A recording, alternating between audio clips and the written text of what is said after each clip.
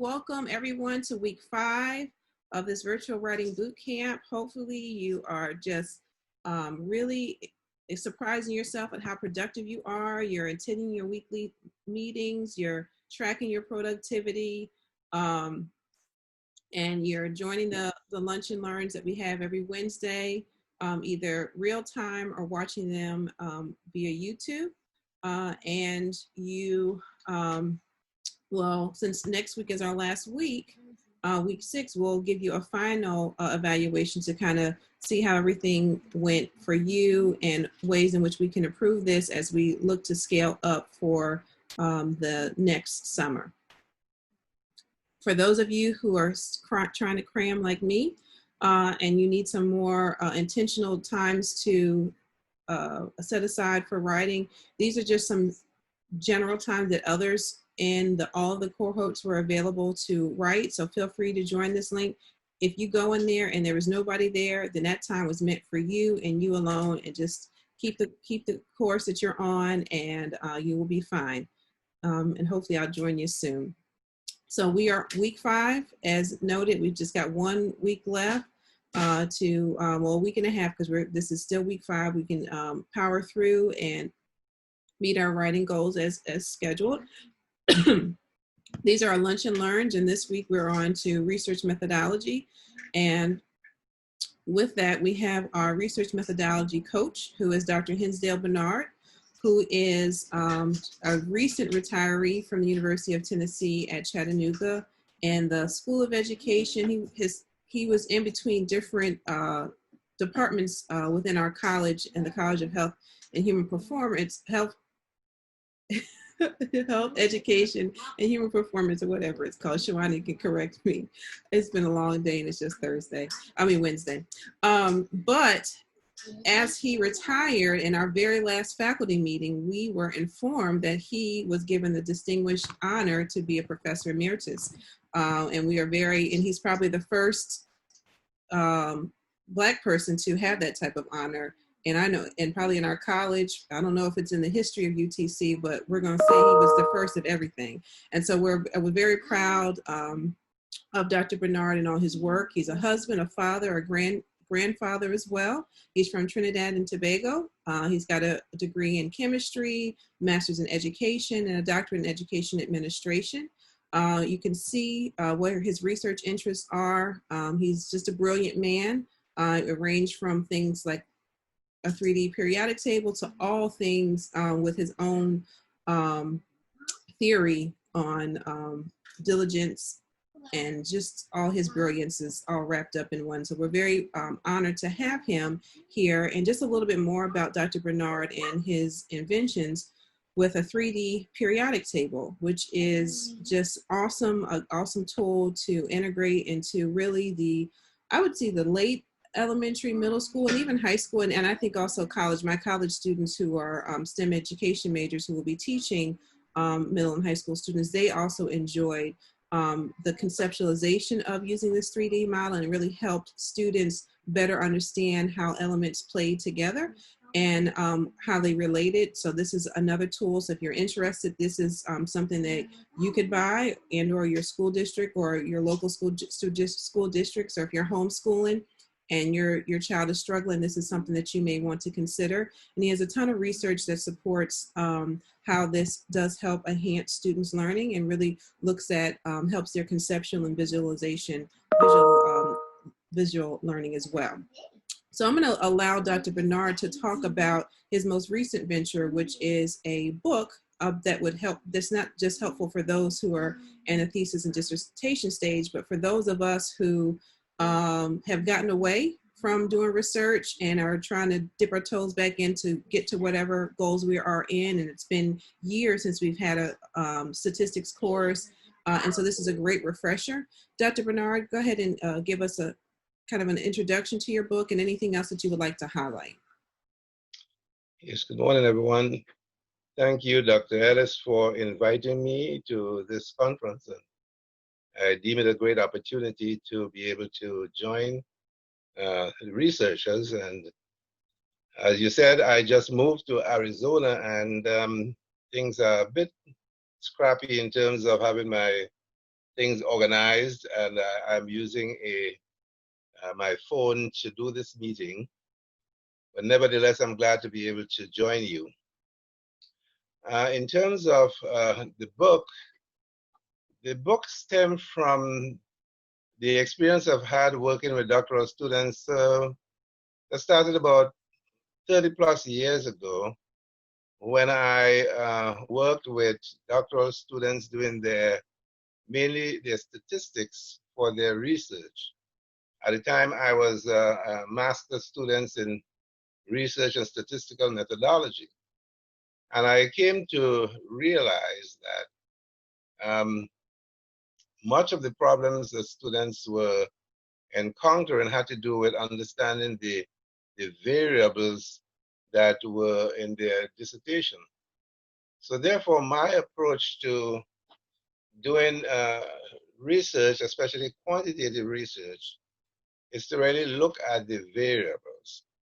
So the book really reflects these 30 plus years of experience working with doctoral and master's level students doing their research, and as the name implies, it's just a guide. It's not a textbook as such. It's just a guide, a companion so that people can use, students can use to give them more confidence in terms of their research, and also to cut down the time it takes to get off the ground in really beginning their research. I found that a lot of time was spent with students, sometimes 6 months, trying to decide on what will my topic be, what will be the nature of my research.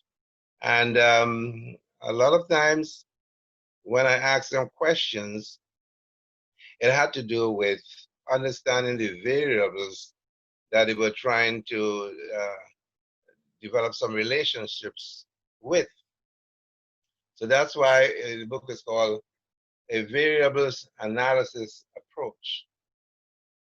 So essentially what it is, I don't know how much you want me to talk about the book itself, or if you want to have them ask questions, but essentially what it is to have candidates try to think about variables that they may be interested in, so that you could have an actual concrete place to begin to ask questions and to try to see if there is any research in that particular area. So trying to identify the variables I found decrease the amount of time people really spent mulling around looking for a topic, looking for a researchable dissertation. So I had them to define their variables or name some variables that they might be interested in. The book outlines and describes the different kinds of variables, the independent variables and the dependent variables and the extraneous variables. A lot of times I found that candidates couldn't really distinguish well between independent and dependent variables, let alone talking about extraneous variables and where they really played, what part they played in the entire process. So I wrote the guide around a study that had to do with a supermarket. I call it frontier stores. A supermarket, most people could identify with a supermarket because it's something concrete. And you could actually visualize variables in a supermarket that one could study. So I identified some variables in the supermarket, frontier stores, and the book really is written around this particular study in frontier stores. And the variables I identified in the book had to do with the dependent variable itself. I looked at the employee job satisfaction. So I wanted to do something that everyone could identify with. Are the employees satisfied with their jobs? And some of the independent variables that I use in the book are the department affiliation, what kind of department that these workers work in, what was their job title, what was the work shift that they worked, and the location of the supermarket where it was located. Those were some main independent variables that I wanted to see that had to do with the job satisfaction of workers in frontier foods. So just imagine something like Walmart, a chain store like Walmart, and people working there. I wanted to know how satisfied they were with their jobs.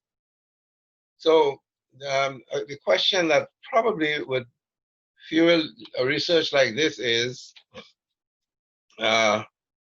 factors related to job satisfaction at the Frontier Foods supermarket chain.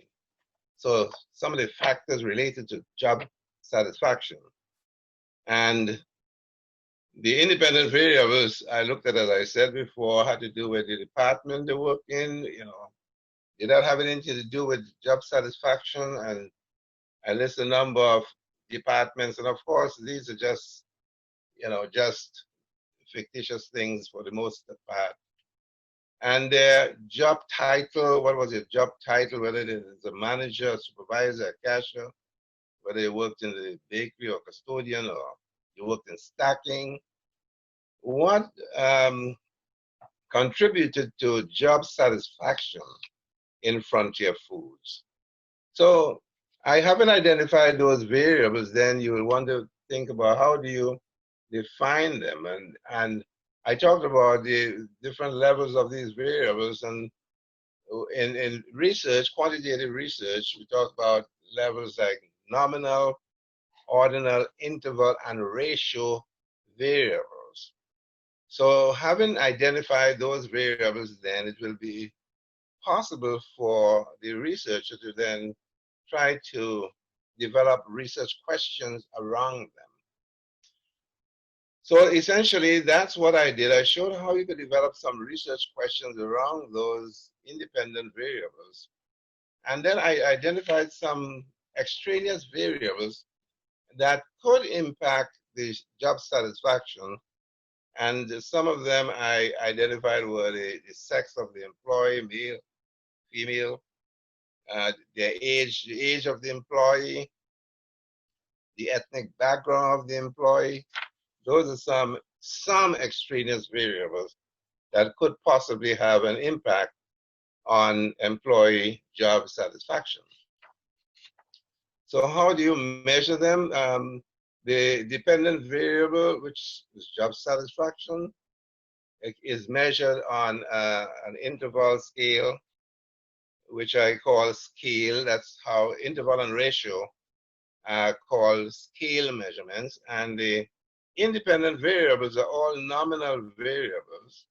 So the department affiliation, all of them are nominal, whether you work in a bakery or beans or the cash registry or you work. And I have some fictitious names for departments here.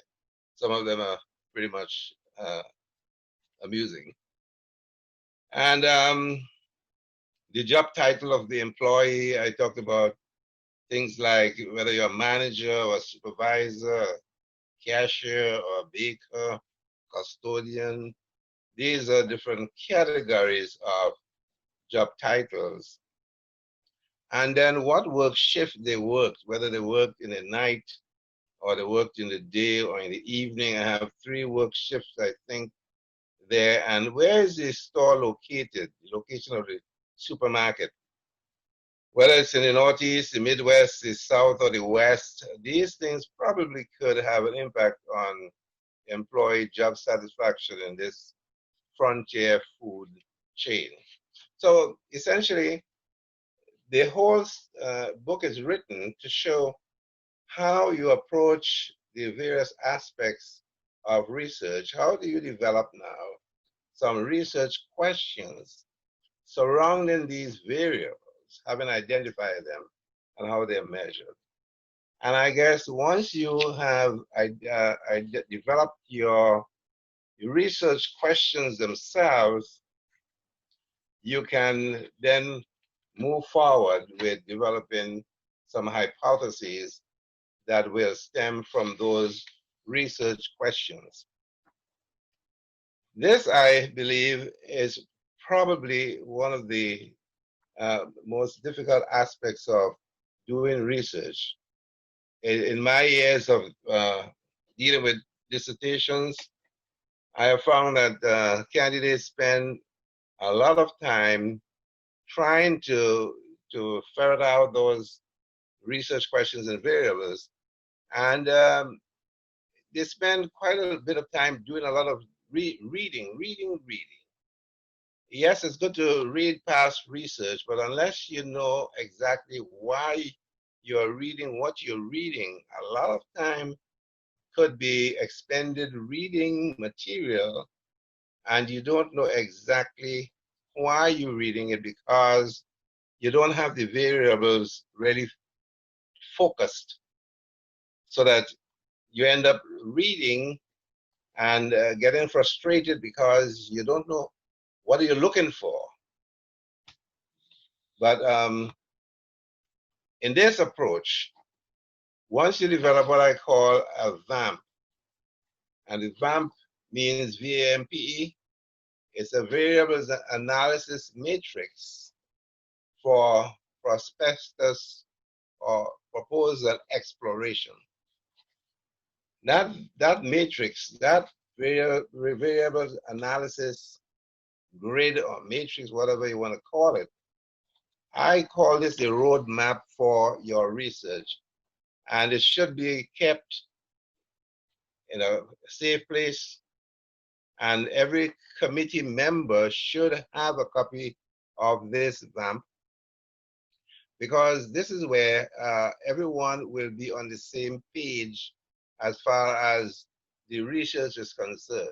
When it comes to delimiting your research, if everyone has a copy of this roadmap, then it will not be possible to just throw in some study or something else in your study because a committee member thinks this should be in there because it may be outside of what you really want to focus your study on. So this is a big, broad overview of the rationale for having the variables analysis approach. I can stop here and entertain any questions that you may have that may be more focused, but of course there are areas to talk about quantitative research and qualitative research, areas to talk about how you delimit your study, the limitations that you will have associated with your study, and all of those can be explained on the basis of the VAMP, the variables analysis grid or matrix that you develop.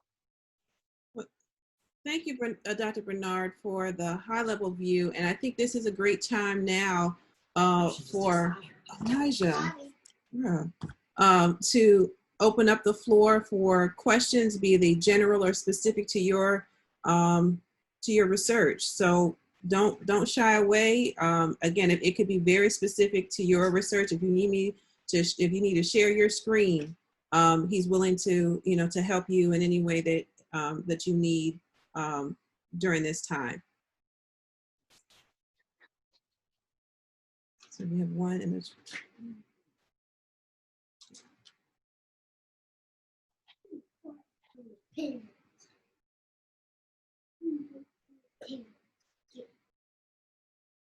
Does anybody have any questions? I do.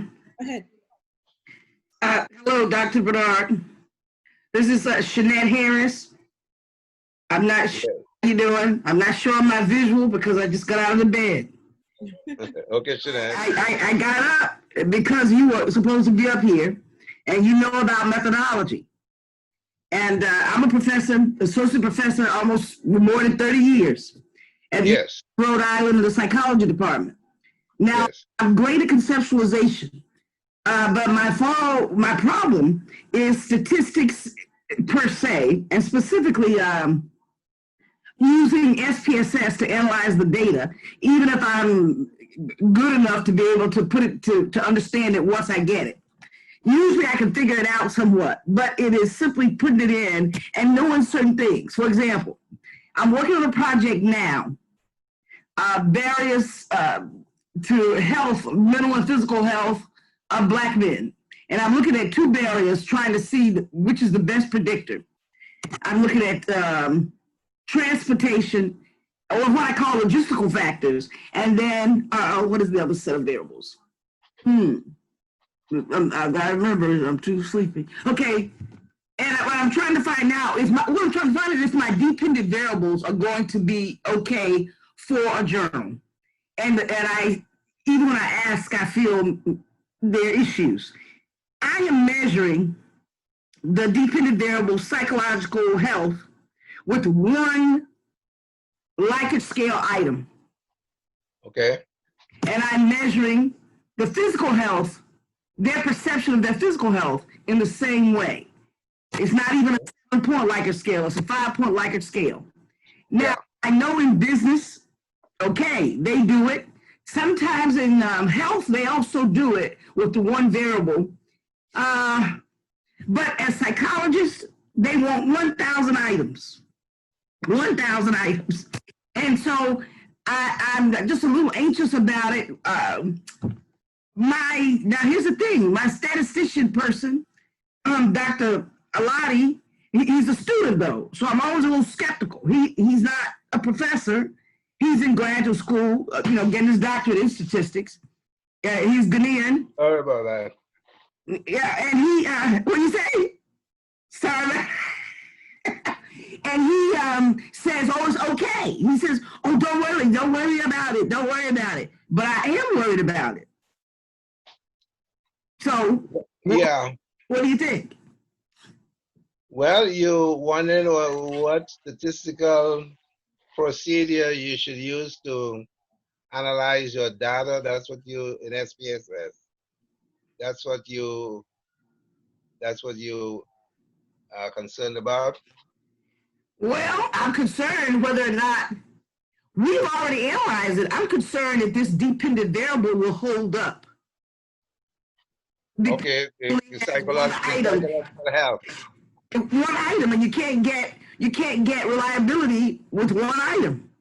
Right, you definitely can, because psychological health, yes, the psychological health, you measure it to just one item. Yes, I asked the men. I measured their perception of their psychological health by asking them, please rate your belief, your feelings about your health, or something like that at this time. And then it's 1, 2, 3, 4, 5. I forget the anchors, but they're 5. Right. And I did the same thing with their physical health. With just one question. There you go. That's the problem. One question. Yeah, that will have impact on the reliability of the instrument. You just can't have an instrument with just one item to measure a psychological or other construct, other physical health construct. So that is the flaw as far as I see there.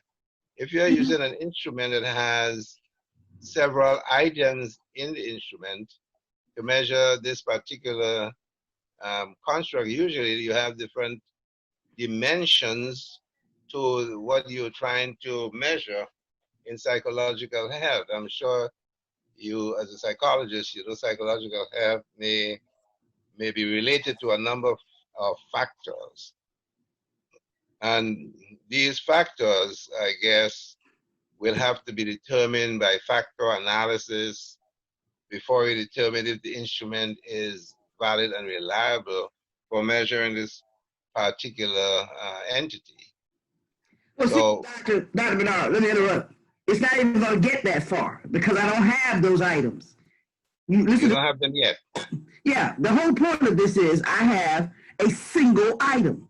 And my question is whether or not that is like, can that get published, or is that a no-no? Is that just like saying no?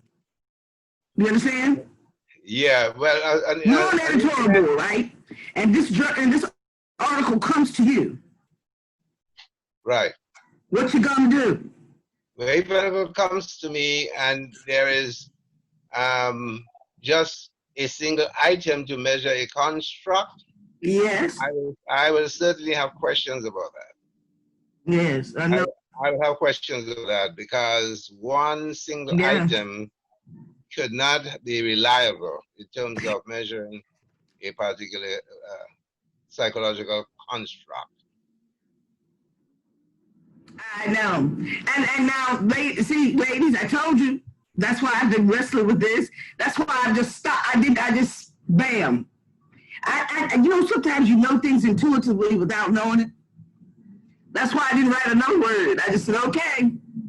Because I know that's an issue. Yeah. Oh, I don't know it because, look, I have some articles, Dr. Bernard, that says, well, in fact, I went through and found research that supports the use of one item.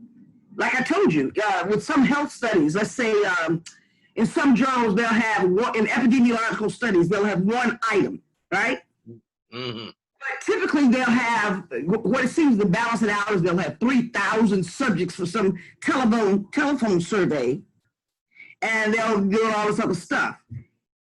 But they still have the one item. And so some of the statisticians are making the case, why not? Why do you need all these items? But see, again, psychologists, they don't care. They don't care. And that's sort of where I'm going. And I just know.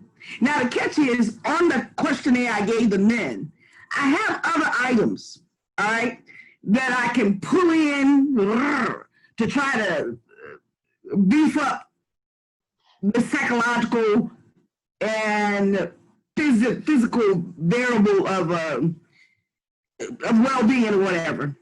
Yes. But going back to the drawing board and adding those items to flesh it. Again, I would say if I have to evaluate the study, I would look at the total picture. I would look at the variables analysis. Look at what are your dependent variable, what is your dependent variable, and how it's measured, and then your independent variable or variables, and how that is measured, and of course, your extraneous variables that could have an impact on the dependent variable, because you can't do them in isolation of those other extraneous variables, as you'll be really ignoring issues of validity in your study. So that's going to be my observation or recommendation in terms of a study that is purporting to look at the relationship between a single item and another variable that is a single item.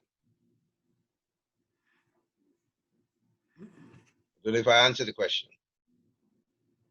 Well,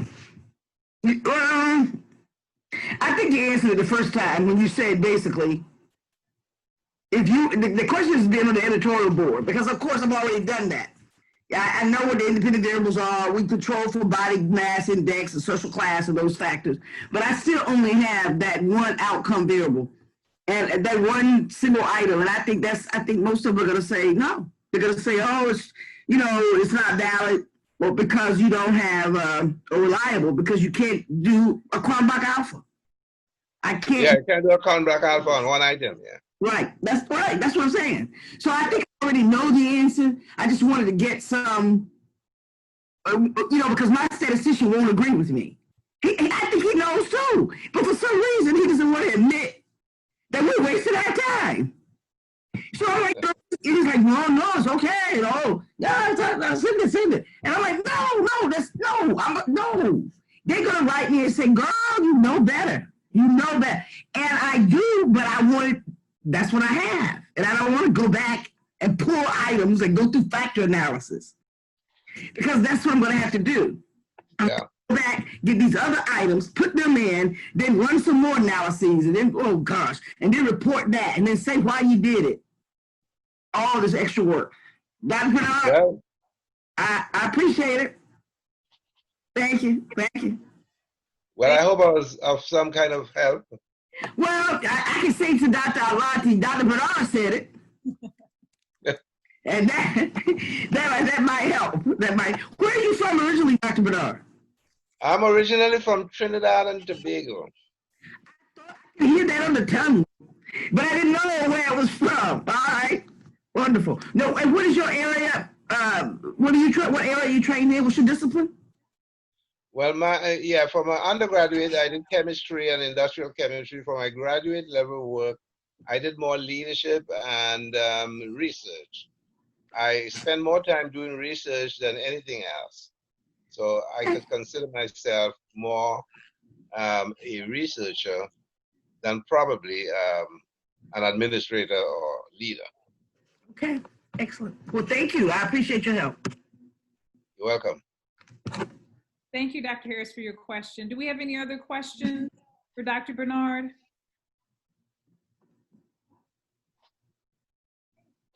Dr. Bernard, I had one question. You know, for some of us in our graduate training, we might have had more qualitative or quantitative. So what would you think would be some good strategies moving forward to determine where is the best fit for mixed method? What is the best for a mixed method? Right, in terms of, you know, I've been trained more as a qualitative researcher and some of my colleagues are more quantitative. So Quantitative. To merge those two together. Yeah. Well, I always say that there are some questions that are best answered using quantitative research, and there are some questions that may be best answered using qualitative research.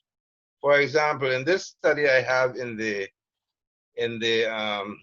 guide, I believe we asked a quantitative research question, and the research question for the quantitative side of the study was, you're looking at factors related to job satisfaction at the Frontier Foods supermarket. That you just wonder, what are the factors related to job satisfaction?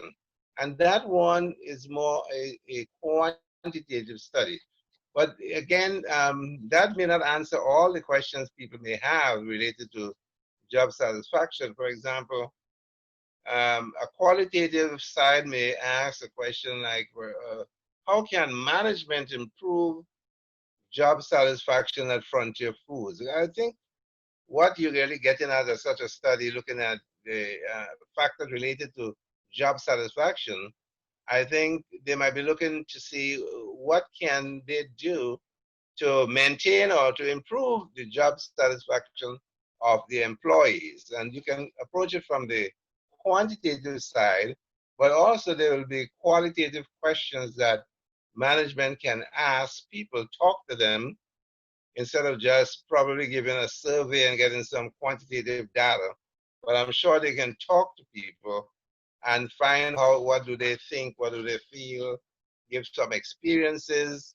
And I believe that in combination with the quantitative, they give a total picture of what's happening at the Frontier Foods establishment. So there is a scope, there is always scope for doing qualitative work. If you really want to describe certain conditions that you can't capture with just a number, but you can hear what people say, what their experiences, their lived experiences are. And those things are definitely important when it comes to understanding the total picture of job satisfaction at this particular establishment. So I would say there's always going to be scope for some qualitative work, talking to people, looking at observing their behaviors, looking at documents and artifacts, making those kinds of observations to give a total picture. So I'm one to say that research should be really answering questions that you have, and whatever it takes to answer them, you use that, the best method. So I wouldn't say, well, this research is a quantitative research, or this piece of research is qualitative. But what are the questions you want answered, and how best can we really address those questions? And how economical it will be, because qualitative research will be a little bit more expensive, time consuming, and those are the variables that you have to really weigh in terms of how you go about making a choice between them. I don't know if I addressed the question you asked. No, you did. Thank you very much.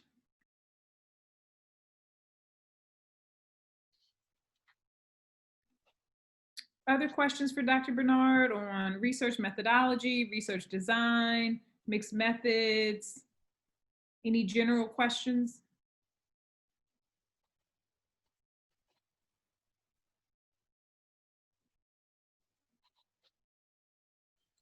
Dr. Bernard, I'll jump in there. For some of us who are new to research or getting reacquainted with it and trying to learn to love it again, what tools would you, or what like training, if there's YouTube videos, what tools do you think we should really focus our energy on learning? Is it SPSS? Are there other tools that you think would be helpful for us as we learn to explore how to make the research process more effective and efficient? While we may have some time to really, some of us may have to be self-taught because we don't have the support on our respective campuses, and we're kind of working remotely. So are there anything that you would suggest? Well, yeah, I would suggest one of the things that you can do is critiquing research that has already been published. I believe that is probably one of the most valuable exercises one can do to be able to do research in reverse. In other words, look at research that has been published and try to dissect it and try to critique it, try to identify the various aspects of the research. You know, what are the components of the research? Do they meet standards of reliability and validity and those various things? Examine what are the elements of the research. If you can really find those elements that make up a particular research, and looking at what the introduction of the research is, trying to find the research questions and hypotheses, how well they are written and how they are backed up with the literature. I think doing that kind of, I call it critiquing research, could be one of the most valuable exercises that one can do to become a good researcher, because when you critique research, you really serving as an editor of research. When you are able to say, well, this piece of research is well done, because most people tend to have the opinion that once it's published, it's great, and there are some things that are published, and when you examine them, you can see weaknesses here and there. There's no perfect piece of research.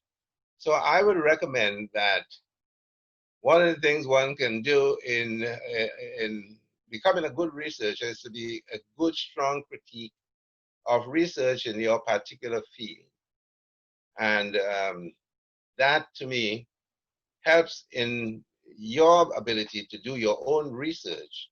Because if you can examine and find flaws or strengths, weaknesses in a particular piece of published research, then you'll be able to avoid those mistakes, call it mistakes, in one's own research.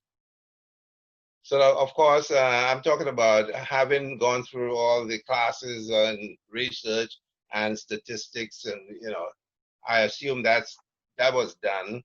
But most of the time, those things are done pretty much kind of like theoretical in isolation. But applying those principles now to published research could strengthen one's ability to be able to do your own research when you can find strengths and weaknesses in research that has been published.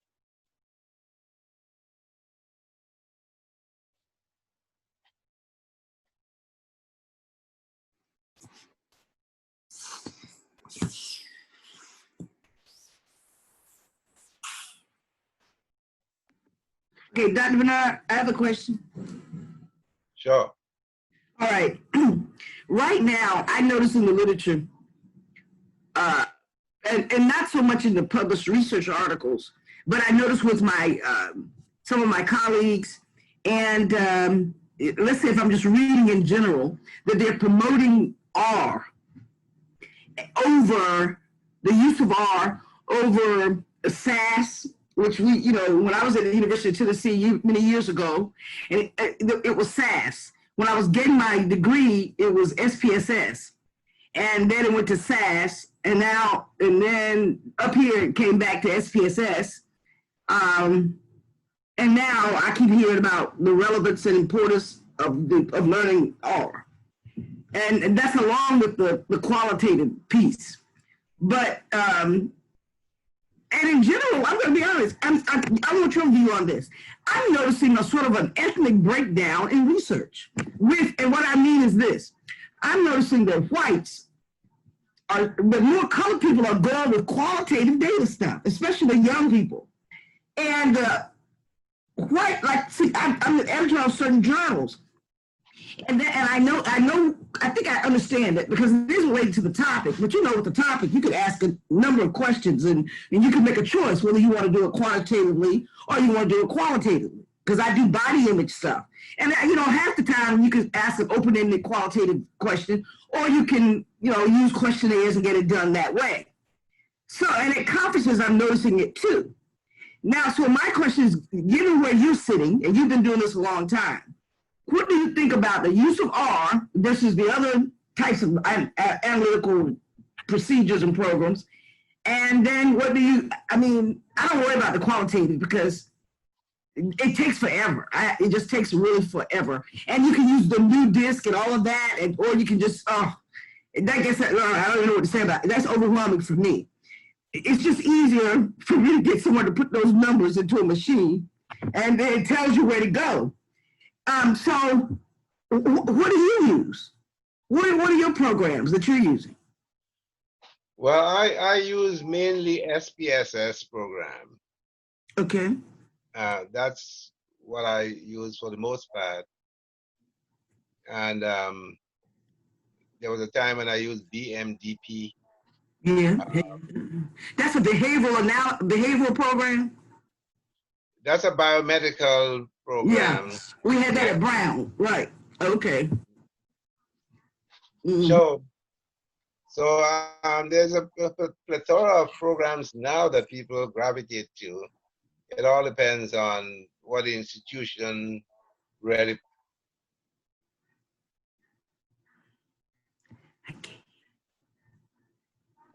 Yeah, you pretty much go by that because if the institution promotes it, then all the students in the institution are expected to use it. So it kind of unifies things, makes it a little easier for the institution and also for the faculty. So different institutions will gravitate to different ones of these platforms.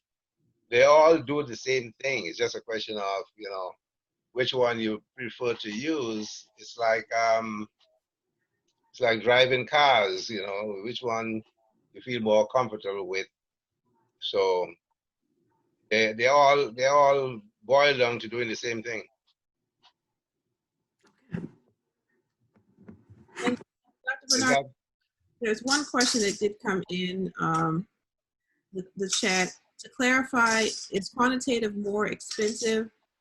Is qualitative more expensive than quantitative?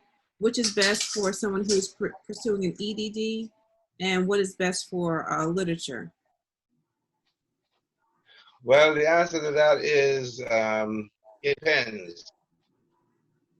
I would say it depends on what the quantitative study is and what the qualitative study is. So, so there's no real pat answer to the question, which is better to use. It all depends on the question that you want to answer, and of course the resources you have to go with it. So I would say, yeah, it all depends. And I know that R is the new term that or a sexy analysis that a lot of people are using. For those of you who aren't familiar with big data analytics, R is used there. A lot of times, some of the people who are R experts are actually self-taught. So as Dr. Bernard mentioned, looking at the literature in your field, that may be a good way to kind of back your way into R to see how is R applied in your discipline, and then to see if it's something that is or isn't being used. If it's not, is it a good fit? If you're a qualitative person and you use a lot of text, it may be something you may want to consider. So a lot of text analysis, a lot of big data, again, analysis. Big data are relative when you talk about big data and how you want to apply it. But there's a lot that's out there on R. You can teach yourself on even a YouTube video and look for different things that would be, again, since it is the big thing, it may be something that you might want to explore. I know I have attended a few workshops on R to see how I could integrate that into my work, and to kind of, some of us may need to reinvent ourselves, and using new tools and different techniques is one way that we can redefine and reposition our work to make it more relevant for things that are needed for today.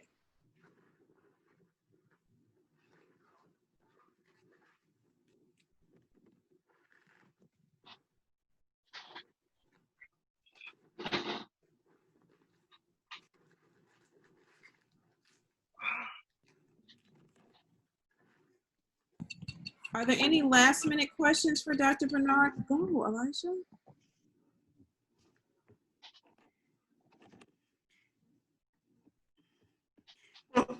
Okay, where'd he go? Where am I?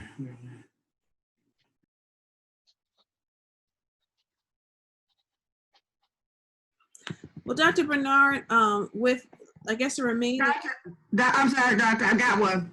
Because we have a few minutes, don't we? We do. Okay, Dr. Bernard, I'm the one with these wrong, bad, dependent variables. So what I'm going to do is to go back and take the other questions that I have on the survey, give them to Dr. Alati, because they relate either, how do I put it? They relate to these dependent variables.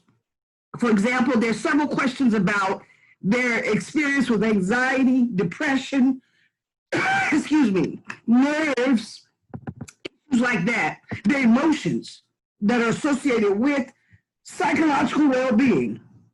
And there's several related to physical health. That's what the entire survey is about.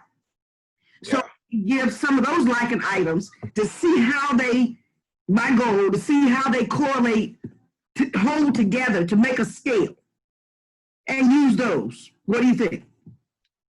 Yes, I would say try to identify what variables you are looking at, and what are the questions that relate to a particular variable, or if the instrument you're talking about is an instrument that can be factor analyzed and you can get various dimensions to the instrument, Subscale. then you'll be probably be able to address the issues more holistically than trying to look at the items, individually. I don't know if I'm making sense, but you are. What I have an instrument, the first thing I want to know is what is this instrument really measuring? What construct or constructs it is measuring? Yeah. Okay. All right. I've got to work. Yeah. Okay. Thank you.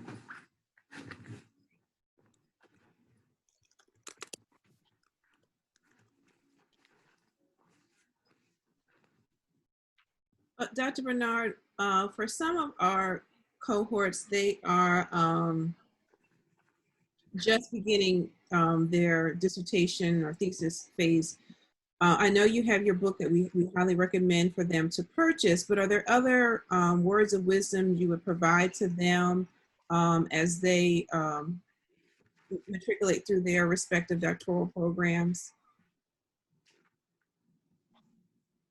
Well, generally speaking, I would say that the dissertation phase is it's a whole exercise in and of itself, and the way to approach it is to make sure that you have your area that you would like to study as something that you want to pursue probably for the rest of your career. So that when you identify your research, hopefully it is an area that you would like to complete your dissertation and at the same time continue to do further work, further studies, as the case may be. For example, with my work on diligence, I haven't spoken about that because I could spend all the time talking about it. I'm still working on that after 30 plus years. So yes, and it should be an area that you could probably generate research for your own candidates as well. There are several students who have developed their own research agenda out of my work on diligence over the years. It has been translated into different languages. I know for sure Portuguese, Russian, Chinese, French, and Spanish, I guess. So, so it's your work in research hopefully will be a lifelong agenda, and your dissertation will just be the beginning of that effort.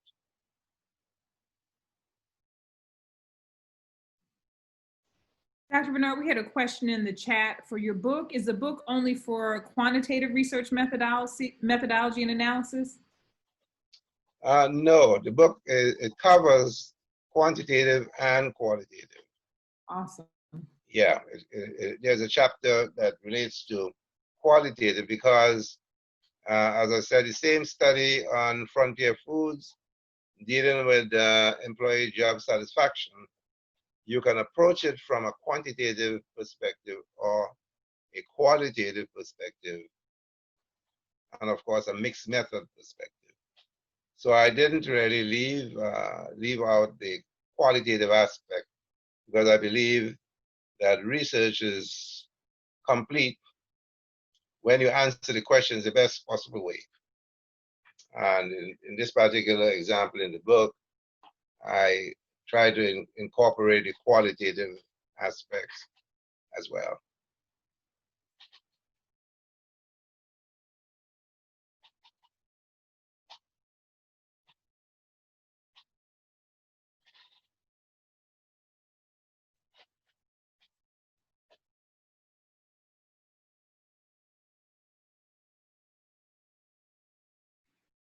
Dr. HB, you want to conclude for us?